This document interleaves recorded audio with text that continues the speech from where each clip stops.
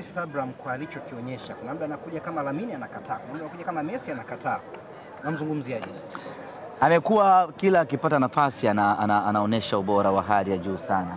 Na tangu amekuja, hii ni mechi ya 3 ya ligi kuu, tumecheza mechi 4 za kimataifa, zote hizo ambazo amepata nafasi, aidha akianza anakuwa na mchango chanya, akiingia kutoka kwenye mabadiliko anakuwa na mchango chanya.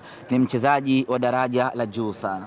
Tazama utulivu wake, namna ambavyo akikaa na mali upande huu wa kulia anakuwa na option nyingi, anaweza akakatiza uwanja akaingia kwenye goli, anaweza akapiga pasi mtelezo, anaweza akashoot. Ni mchezaji ambaye amekamilika kwa 100%. Pasi mtelezo ikoje? Pasi mtelezo ni ile ambayo watu wamekaa wengi kwenye kikundi, alafu unapenyeza katikati yao, inapasua. Ndicho ambacho alifanya hata kwenye utengenezaji wa goli la pili. Alipenyeza katikati ya mabeki watatu wa JKT, wakatamani kama kuigusa hivi, ikawaporochoka, ikamkuta Simba Simba mweusi akafunga walete.